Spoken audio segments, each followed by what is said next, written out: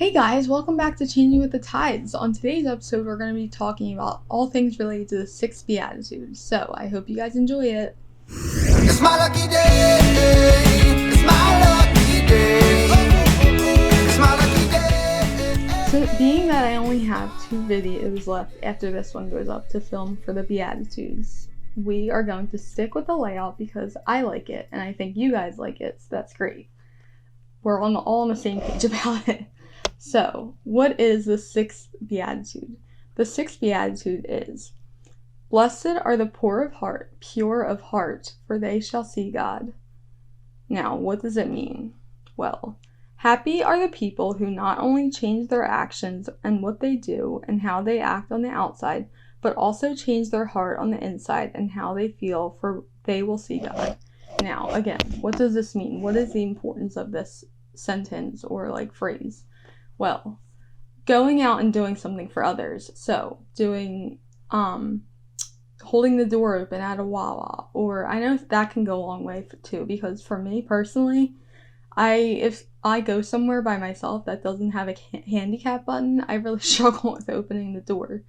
I mean, recently I'm not really going places by myself unless it's for a walk, but going to Wawa specifically because they don't have the handicap button and there's a lot of hustle and bustle in and out. I never really have struggled with going in by myself. Someone's usually able to open the door for me or something like that. So that's usually really helpful and can makes me feel good, and I want to go forward and do something for someone else. So that's a huge one. And then if you want to pay for someone's coffee, that goes a long way. Yeah, if you want to do something like that, not maybe at Starbucks or Dunkin' or wherever, just doing something as simple as that will make not only you feel good, but the person you're doing it to feel good, and they'll want to maybe move forward and do that for someone else, or maybe it'll make them smile and laugh a little, just whatever. Do whatever you can to make others feel good, but don't do it to make yourself feel upset, I guess is the word I'm trying to look for. Don't overdo it so that you're exhausted all the time and you're tired of helping people. That is not what you want. So, moving on to the next part of that statement. It's easy for everyone to understand doing the right thing on the outside for others to see, but what Jesus is talking about here is that changing the heart. The way we think and feel on the inside when we are doing the right thing and for the right reason. What we do and change not only our actions but our hearts. Jesus is telling us that we will see God. Again, what does that mean? Well, that means doing things for other people, but not doing it so much so that you're looking to be rewarded. So you hold the door open for someone else. You don't want to, if you make a big fuss about it, it kind of counteracts that feeling almost. So that's kind of what you don't want to happen. So, paying for someone's coffee in the drive-thru line is a great one. I personally love that. Or even their McDonald's or whatever.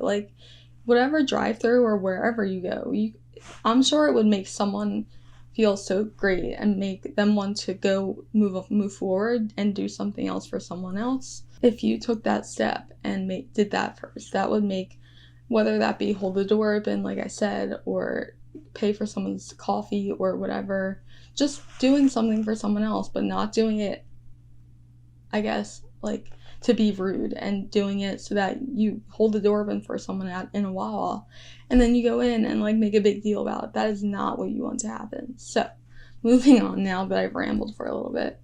But moving on, who is it? The pure in heart are those who have been cleansed from within.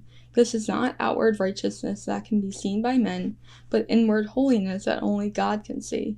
The Bible says in Hebrews 12:14 that without holiness no one will see God. So, what does that mean? It is so important to feel God's presence and feel that holiness inside of you, because it's so easy to get, I know I've talked about this many times on this Changing with the Tide series. It is so easy to get lost and caught up in the news and the stresses of life in the world that you forget to feel that presence with God and feel that holiness. So I know for me personally, the second I was able to go back to church, I did. And it was such a nice feeling to be able to be quote unquote home and sit through Mass and not feel stressed about being in church and being exposed, or whatever way you want to look at it. Because really, it was so nice to be back and see my pastor and my deacon and just feel the presence of God. So, but that's not the only way you can feel the presence of God. You can read the Bible and feel one with God that way, or you can pray to God. Like I was saying before, this past year and a half to 2 years has been really crazy in my life.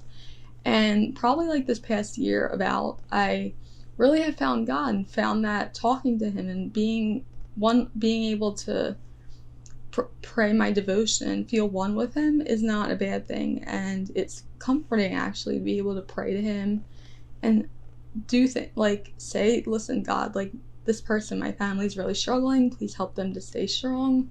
Or even if I'm struggling, I'll say like, hey God, please guide me through this. I know I'm gonna make it through. I just need that help and guidance and that support to feel like I can make it through. And that is so important, to have that feeling and be able to feel holy with God. So that is that. Moving on to the last part of this one. The pure in heart are those who are free from desires and purposes. They can see and experience God's presence because they are free from self-righteousness and arrogance. So what does that mean? Having a purpose is so important, and going out and doing something for you to make yourself feel whole is even more important. So doing that and being you about it and not super arrogant, lack for a better word, is so important. So that's that. Now let's move on to ways we can live it out in the world. First one, a person completes a good act without a reward in return. For example, what I spoke of earlier about paying for someone's coffee in the drive-through line or whatever in the drive-through line, holding the door open for someone is another great example. Just doing something that will make you feel nice and good, but will also make that other person feel nice and good too, and make them want to move forward and do something for another person. So that is a super great example to do something, complete a good act. Great example. So moving on, children play together at a park with no bias or prejudice of one another. So for me personally, I love hanging out with children. They're just so fun and easygoing, and they don't take big things for granted, I guess. Like, they don't, if you need help with something, they're not going to question you about. They're going to say, okay, I'll go get what you need me to get, or I'll give you a hand with that, or whatever.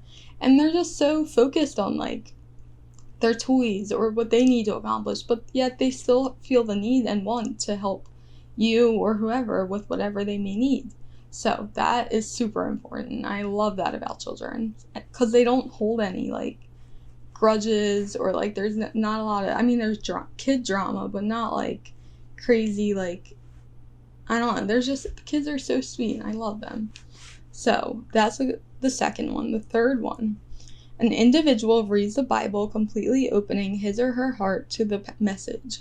So, like I spoke of earlier, feeling that presence with God and that holiness is so important. And just being one with God is, like, it will take a load off your shoulders. I can almost guarantee it. So, thank you for tuning in today, guys. And I will see you guys in my next video. Bye, guys. Mwah. It's my lucky day. It's my lucky